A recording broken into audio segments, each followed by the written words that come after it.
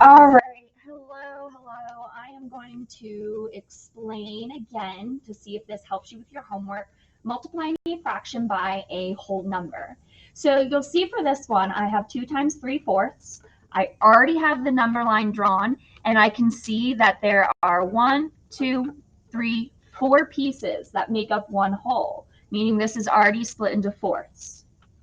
So as a reminder, we can think of 2 times 3/4 the same as 2 jumps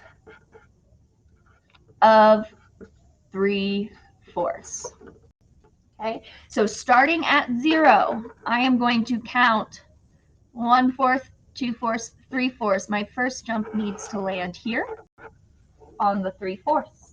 I am going to go a second jump, and then I'm going to count here from here, 1, 2, 3. That takes me to here, which lands me at that spot.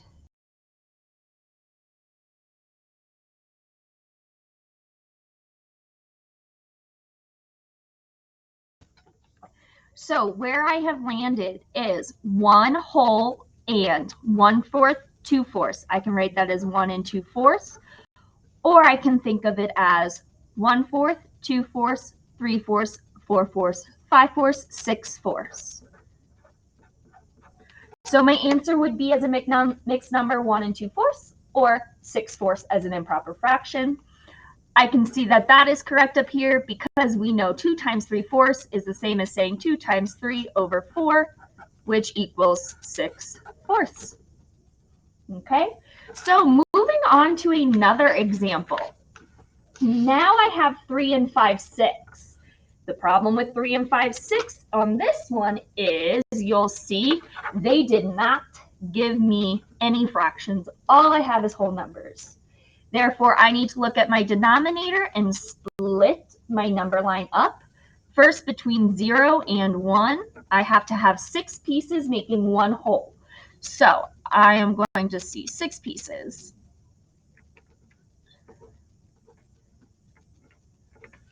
And I can see I have 1 piece, 2 piece, 3 piece, 4 piece, 5 piece, 6 piece. 6 pieces making up one whole. I'm going to go ahead and do that for my in between my other whole numbers. So now my number line is complete in that I am showing not the neatest, but I am showing 6. So I have to go now 3 jumps of 5/6. So starting at my 0, I have to count 1, 6, 2, 6, 3, 6, 4, 6, 5, 6. Here's my first jump. Starting at the same place, I count again 1, 6, 2, 6, 3, 6, 4, 6, 5, 6. Here's where I land on my second jump. Last jump, 1, 6, 2, 6, 3, 6, 4, 6, 5, 6, and land here. So I can see that where I've landed is 2 holes and 1, 6, 2, 6, 3, 6. So 2 and 3, 6. There's my mixed number. My improper, I can think about it up here as well. I know 3 times 5 over 6 gives me 15/6. So there we go again. And then my last example. Now I've got to work backwards. I have been given a number line with the jumps being modeled already, and I have to decide what is the equation. So I will start by looking at how many jumps are there. I see there's 1, 2, 3, 4, and 5, meaning my whole number in this equation is 5 times. Now I want to figure out how many pieces make up one whole between 0 and 1. I see 1 piece, 2 piece, 3 pieces.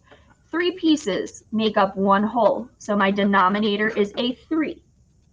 And finally, I want to see how far am I jumping each time. Now that I know it's thirds, this first jump goes 1/3, 2/3. 1/3, 2/3, 1/3, 2/3. So that would be 5 times 2/3. And where I am landing would be 3 and 1/3, or 5 times 2 is 10/3. Hopefully this helps. Please rewind and watch again if you are still having difficulty on your homework. See you tomorrow.